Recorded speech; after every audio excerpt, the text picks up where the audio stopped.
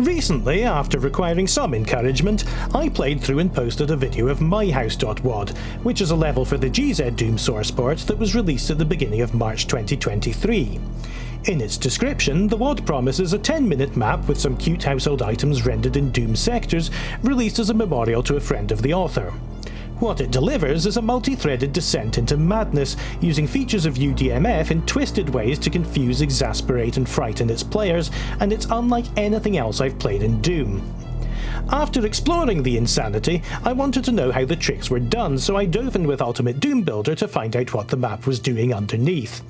If you want to experience it for yourself or preserve the mystery of the game, definitely don't watch this video just now. If you're feeling bold, you can play My House yourself at the link I'll put in the description. But if you're as curious as I am, here's a backstory and examination of this incredible piece of Doom work. In September 2022, a post suddenly appeared in the Doomworld Doom Pictures thread from a forum member called Veg, who had last been active 16 years ago in 2006. In the post, Veg explained how a childhood friend had recently died, and that in a stack of floppy disks given to him by the friend's parents, he had found a Doom WAD file recreating their house. He showed a couple of screenshots of living areas constructed out of Doom sectors and said he had resolved to clean up the rough edges of the map and release it in his memory, and he was met with sympathies and encouragement from other map authors in the community. Over the next few months, Veg made a couple of posts that kept up the story, asking advice about the standard text description that accompanies downloadable Doom WADs and the etiquette of releasing things that contained resources that had been created by other people in the community. They also took part in social threads, occasionally mentioning that they had been having difficulty sleeping, and positing that it may be due to the trauma of the events happening in their real life, and even something to do with their act of building the map. On the 2nd of March 2023, a thread announcing the release of My House appeared, sharing the same story as in the September post and naming the friend as Thomas. The reaction was initially slow but snowballed as people detected that this WAD was much more than it seemed to be.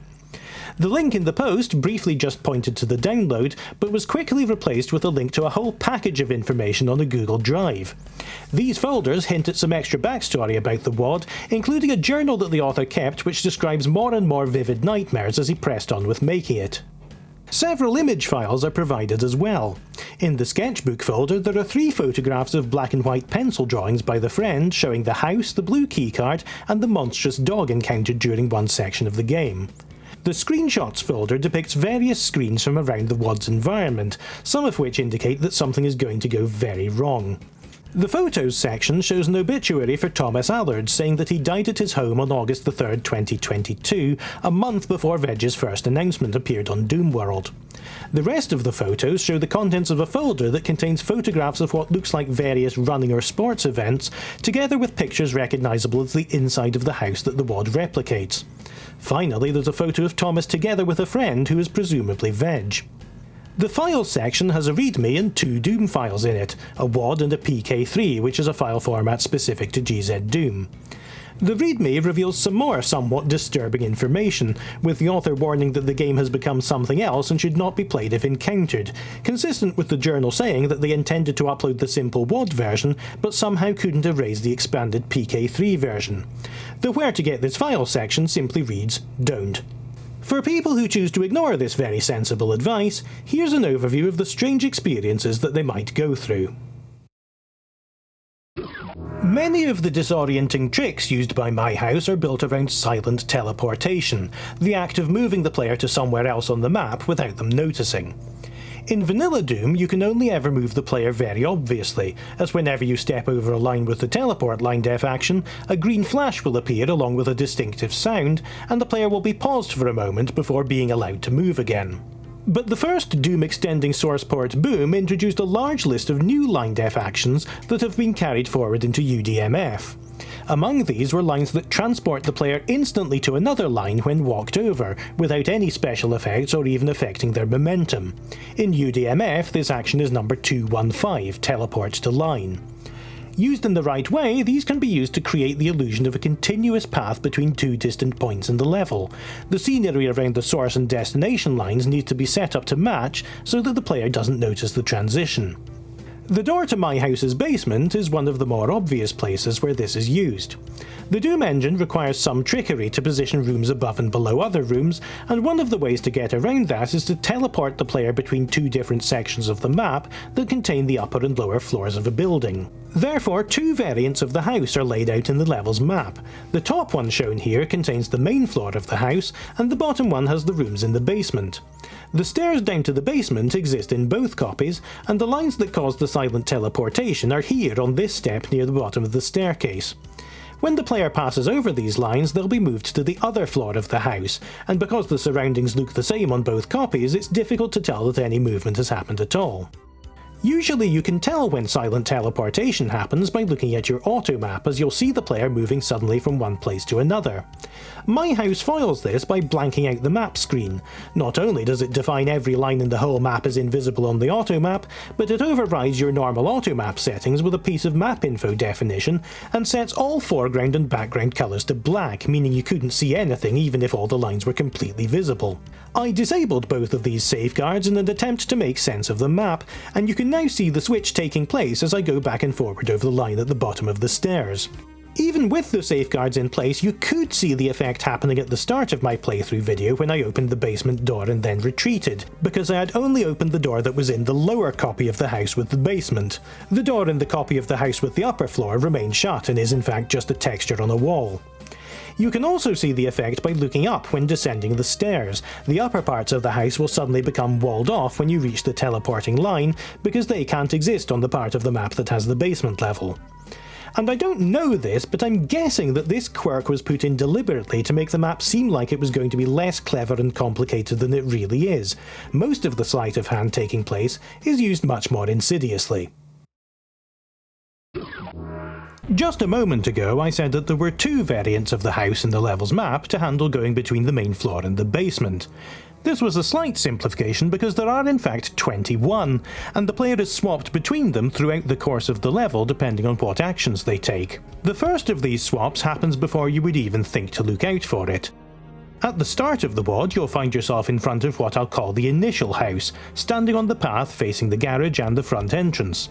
You'll only stay here very briefly. From this position you can wander around the outside of the house, but you won't see any windows or doors on the ground floor on the other side, and eventually you'll have to enter via either of the obvious entrances or by a back door at the other side of the garage.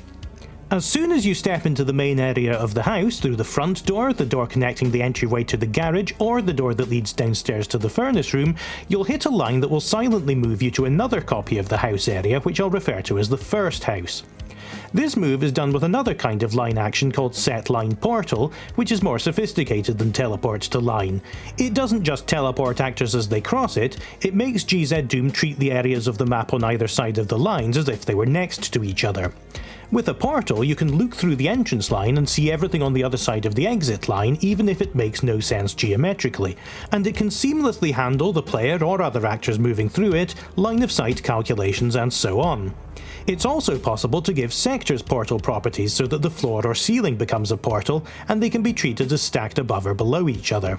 The swap that takes place when the player first enters the house doesn't do anything too critical just yet, but the first house has the following differences from the initial house.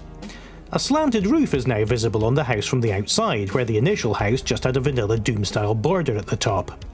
Two teleporting line defs are added to the west end of the garden, for reasons that will become clear later, and a hidden chainsaw in a box in the initial house's garage is unavailable in the first house, and you'll find a chalk outline of a chainsaw if you open the secret from here. Apart from the line teleport trick to enable the existence of the basement, the first house plays as you would expect of a vanilla Doom WAD. You make your way through rooms opening sliding doors that disappear into the ceiling, finding a yellow and red keycard that unlock more areas, followed by a blue one that can be used to open the gate where you started. At this point, the player can simply go back to the garden, unlock the gate and take the teleport to move on to Doom 2's second level underhalls. If they complete underhalls as well, a definition in the map info lump will prevent them from proceeding to the third level, the Gauntlet. Map 02's next level is defined to be Map 01, so they will instead be taken back to restart the My House level. All progress in the level is reset, but the player is allowed to keep their weapons and items, including the crucial super shotgun, possibly giving them an advantage later in the game. However, observant players may avoid the gate because they'll have noticed something outside during their exploration of the first house. A soul sphere floats temptingly on top of the metal pole in the southwest corner of the map, visible through one of the windows on the house's lower level. If the player already explored the garden, they might wonder how they missed it, and they're likely to head outside again in an attempt to collect it. The state of the soul sphere is controlled by two scripts, numbered 68 and 75. The author chose to use numbered scripts instead of named ones, which can make things difficult to follow, but comments are used to name the scripts instead.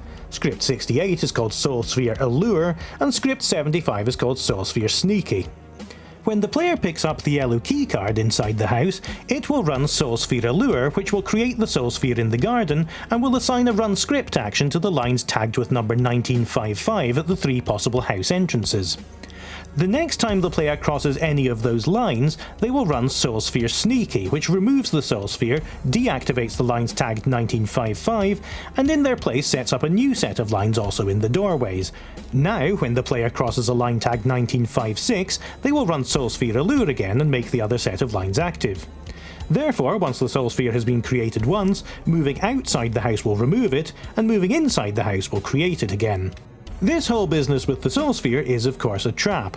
By trying to investigate and heading towards the west end of the garden, the player will cross over one of the teleporting line defs that weren't in the initial house copy. Hitting any of these will move them to a third area, which contains an altered version of the house. My house is really good at invoking discomfort by pacing itself slowly, so the altered house doesn't hit you in the face with anything crazy at first. Instead, it gradually gets stranger and more uncomfortable the more time the player spends here. The first thing they're likely to notice when they unknowingly arrive here is that monsters are visible through the house's newly grown ground floor windows, and that those monsters are remarkably intact considering the player has definitely had to kill some of them to get as far as this. Curiosity will lead them to go back inside, and after a nagging feeling that something has changed, they'll notice that the doors are now poly objects and that they open by swinging or by sliding horizontally instead of vertically like standard Doom doors.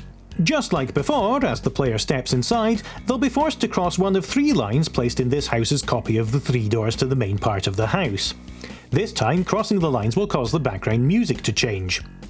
This trick can be more noticeable than the others because the music has to start from the beginning when it switches, but in my playthrough it happened to switch at a point close enough to the correct rhythm that I didn't notice. Up until now, the background music for the map has been the same one that's accompanied several billion single-level WADs that replaced the first level of Doom 2. It's Bobby Prince's MIDI Running from Evil, often referred to by its lump name D-Runnin'.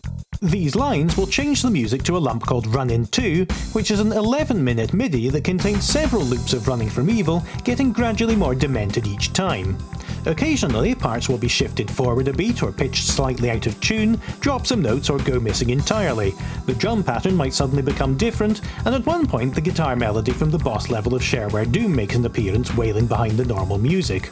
The changes gradually become more detectable, again contributing to the growing feeling that something isn't right here. Another thing that I didn't notice was that crossing these lines also grants your weapons smoother animations, enhanced from their vanilla Doom originals. The game does this by giving the player an inventory item called GZDoom Dummy, and then defining custom weapons that check for that item when they're fired. If the item is present, then they'll perform an alternative firing sequence using more frames. As the player fights through the house for a second time, they'll discover more oddities. The skull keys are now where the keycards used to be, and if they check the gate outside again, they'll notice that the blue key indicators on either side have changed to show the blue skull as well. The other contents of the house have also changed slightly. The 1990s PlayStation in the corner of the living room has been replaced with a modern Xbox, but the rest of the house has been upgraded in general, with paintings or other things adorning many previously blank walls. The shiny metal textures that stood in for mirrors have been replaced with functional ones using UDMF's mirror line action. The PK3 also contains lumps that overwrite all the player sprites with blank ones so that you don't appear in the mirrors, generously adding to the level of discomfort. One of the most significant changes, although it's one that's relatively easy to miss, is that 2 frames with a total of 8 blank pictures will appear in the corner of the living room next to the kitchen. These will become part of the puzzle that eventually allows the player to exit the house and achieve the best ending. For now, the player will go around the house as they did before, collecting the skull keys, except when they use the red skull key to open the door at the back of the laundry room, they'll find that the small cupboard with the blue key has been replaced with a narrow staircase leading to an attic area that didn't exist before, again achieved using line portals to give the appearance that the attic is above the house. The attic contains a few scattered boxes, an unmade bed, and at the far end is the blue skull. This key is actually a custom object defined for this PK3 called Invisible Blue Skull that extends the normal blue skull key.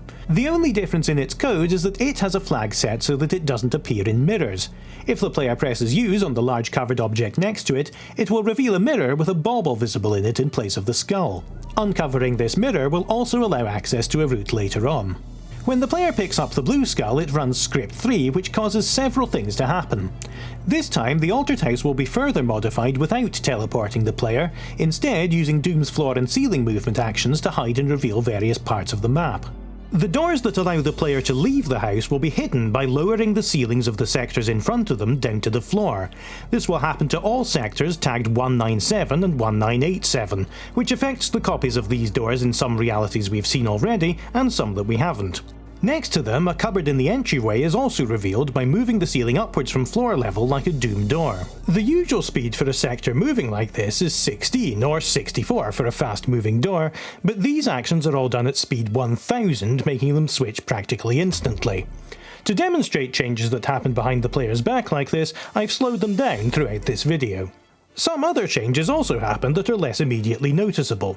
In the basement furnace room, 2 sectors are moved up and down to reveal a button marked escape on the device to the right of the boiler, and another thing that we can't see just yet. The lines that open the door to the cupboard in the small bedroom at the north side of the house also have their actions replaced to run scripts 59 and 60 instead of just causing the door to open. We'll return to this later. With the blue skull in hand, the player is likely to head back down the stairs to get out of this madhouse as soon as possible, only to find that the doors have gone. As they move towards the entryway again, they will cross over this line, which has a line action locked by the blue skull key triggered when the player walks over it. Now that the player has this key, the line performs its action, which is to raise the ceiling of a sector that was apparently part of the wall next to the 3 doors in the north corridor. This reveals another small section of the house. It exists on the other side of another portal line, which allows it to exist in the apparently impossible position behind the door to the master bedroom. The newly grown alcove contains another door that leads to a new living room area with a fireplace and a can of Pepsi sitting on the counter. This is one of 16 items that the player has to collect to achieve the best ending. All of them run a script when picked up that will lower the floor of a tiny sector at the picture frames between the kitchen and the living room, making an image of the item come into view in the frame. You'll notice that even though I said there were 16 items, only 8 pictures are shown here, and once again we'll come back to why later. The script that runs when the Pepsi is taken also raises a sector ceiling and causes yet another new door to appear adjacent to the one that led into this room. This one leads the player into a very obviously new room with a striking black and white style. Once again, the player has to find and pick up the item in this room, this time a milkshake, to get it to move into place on the picture wall. The milkshake also has some side effects. The door that led to the room with the Pepsi will be covered up again, the bookcase behind the pool table in the basement will slide slightly aside, and the object that causes the sound and visuals of an electric spark from the fuse box will be activated, making a spark at random intervals between 10 and 100 ticks in 5-tick increments. This noise is there to draw the player's attention to the basement. At about this time, the player might also hear the Discord notification sound. This is caused by a script that's been running since the level opened and isn't tied to a particular event. It waits 21,000 ticks, which is 10 minutes, and then plays a sound misleadingly called Ambient 1. With the house in this state and 2 special items collected, the player can now follow one of at least 4 routes. By following the noise and paying attention to the bookcase, they can get themselves transported away to the burned house like I did on my playthrough. The path that leads to the best ending is instead in the small upstairs bathroom. They also have the choice of looking at the escape button on the device in the furnace room. But for now, we'll look at the door on the bedroom cupboard that was messed with when we picked up the blue key. Usually, the line actions assigned to the level's swinging doors use line action number 7, which tells a poly object to rotate, then move back again after a short delay. The action on the outer side of the cupboard door in the north bedroom has now been replaced with a call to run script number 60, which is called Door Portal. This script picks a random number between 0 and 10, and for all numbers except 10 it will call the same poly object rotate action as the door would have before. But if it does get a 10, it will tell a line a short distance into the cupboard to become a portal to line 1885 before opening the door. This will present the player with a dark stony corridor that leads to an area I'll call the labyrinth. This labyrinth is a dark and completely unnavigable monotextured maze, and I had to mess with my brightness and contrast quite severely to be able to capture any video where it was visible. It's full of line portals that lead invisibly to unexpected places or lines that move walls around, so I was very glad at this point that I'd restored the automap. For all the effort it takes just to get around here, there is absolutely nothing in the maze in terms of items to pick up or monsters to defeat, although the player can find a couple of strange features among the twisting stone corridors. There's a pool of water towards what, for the sake of argument, I'll call the west side of the maze, and nearby is an absolutely gargantuan square room 9,216 map units along a side that contains a large circular hole with a spiral staircase cut into it. There's no way to reach the bottom of this hole because you'll just hit teleporting lines on the way down the stairs that make it appear to go on forever, and if you jump down the middle you'll be instantly killed. It's been observed by the community that this labyrinth bears a very close resemblance to the maze in the novel House of Leaves by Mark Z. Danielewski. The maze is described as a confusing multitude of uniform grey surfaces, featuring a room called the Great Hall with a huge downward spiral staircase. The book is also written in a labyrinthine way, making use of unusual narrative structure and typesetting, including colouring the word house blue throughout, a feature shared by the creator of myhouse's journal. After exploring, the player's only option at this point is to return to the door leading to the altered house if they're able to find the way back. Script 59, which is now on the line def on the inner side of the door, will open the door and remove the line portal, returning the cupboard to normal. The player still has 3 possible routes to explore, and I'll start by going down the one that I happened to find during my playthrough, which begins with the player being drawn to the noise behind the bookcase in the basement. The bookcase has already been moved slightly by the script that ran when the milkshake was picked up, revealing a gap in the wall behind it. The player can now move the bookcase 36 more map units south by using it from the front, which activates a line def at this location. This line treats the milkshake as a key item that determines whether the player is allowed to move it. The player can now reach the fuse box and use it. This will run script 56, which has a rather dramatic effect. The player will be teleported to yet another copy of the house with a much darker variation of the basement. The sound of panicked screams will play and the music will change from the slightly decayed version of Running from Evil to Run in 3, a hideously distorted cacophony made out of bits of the song stretched and manipulated in various ways, expertly mangled by Essel Fortium. When the player fumbles the way out of the fusebox cupboard, they'll be confronted by one of the common community-made enemies, the Shadow. As they climb the stairs, the player will realise that they're now in a version of the house badly damaged by fire. At least they will if they can take a moment to look around and not be killed by the menagerie of horrors inhabiting it. Like the Shadow, these are all community-created monsters, and they've definitely been chosen on the strength of their hideousness. Again, there's no escape from here as the doors to the outside remain non-existent, but through the broken windows the sky can be seen to have turned to a hellish red.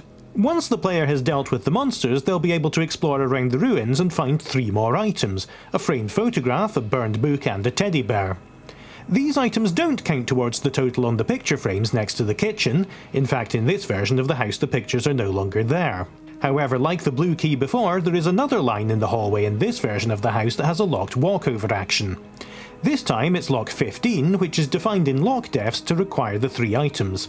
When the player crosses the line with the required inventory, it will tell the line across the doorway to the basement to become a portal to yet another different area, this time a Brutalist concrete version of the lower floor. Outside, the sky can be seen to have turned grey, and any plant life has disappeared, being replaced with pointed grey rocks. Like the burned basement, this area is extremely dark and it took me a long time to find where I was meant to go from here, but if you manage to make your way into the furnace room, you might see a darker patch of wall where the door to the garage used to be. Using this wall will make it sink into the floor, and behind it another line portal will take you away into the Brutalist house. The player is now in a version of the house that's even further away from its initial form, rendered in the mesmerisingly ugly Brutalist architecture style of angles and bare concrete. This copy of the house has no basement level and seems to have become a single floor flat floating in a depressing high-rise building. Like the labyrinth, this area is full of invisible portals which lead to various places in 2 copies of the Brutalist house. One of them is rendered twice as large as all the other copies of the house, which I believe is meant to signify that the player is child-sized when inside it. This area is home to 2 monsters which start in what would be the living room of the large and small copies of the house. The one in the large house is a 2-headed nightmare dog with the class name Kev Cerberus, which uses sprites from Monolith's build engine game Blood. Kev Cerberus is a very aggressive and fast boss monster with the ability to leap across the room to bite you. If you picked up the blue keycard in the first house and didn't skip past it, you can open a nearby vent which contains a plasma gun. This will help out, but not very much. In the small house, the monster is a much less threatening variant with the class name Best Buddy, and it is still a monster as far as the game knows, it just has no states that cause it to attack. The dogs can be killed like other monsters, but their fates are connected. A pair of scripts 38 and 39 will continuously check that the dogs exist, and will set the other dog's health to 0 if the check ever fails. The Cerberus starts with 3000 health points and the Best Buddy with only 25, so the easier way to remove the dogs is obvious if you don't have a conscience. When these death scripts are run, they will also remove the object with tag number 1646, which will come into play much later. Avoiding being chomped to death by whatever means necessary while navigating the maze, the player can find 3 more special items here. The first is a pumpkin sitting out on the ledge that would be the porch of the larger house, which according to the pickup message is called Pumpkin Rick. The second is a frisbee in a small space that looks like a kennel in the middle of the house. And the third can be reached with an awkward jump across to the frame that forms part of the border of the living room, then following the concrete vent around. It's a can of tuna. With these 3 things collected, the player has done everything there is to do here. Before we move on, we should talk about the other ways to get to this area. The 2 remaining routes I mentioned in the altered house eventually lead the player here as well. The first way here is simply to press the escape button on the device in the furnace room after picking up the blue key. This will make the adjacent vents fold away and give the player access to a chalk portal drawn behind them, which was uncovered all the way back when we picked up the blue skull. Stepping through here will teleport the player to the Brutalist house so that they emerge behind the concrete panel with the square on it, which frustrated me with its unopenability in my playthrough. This route lets the player skip the burned house and things play out the same in the Brutalist house from here. The other route is a lot more legwork and will take us through 3 more environments before we come back to this concrete monstrosity. So in part 2 of this exploration, we'll go back to the altered house and reflect on our decisions.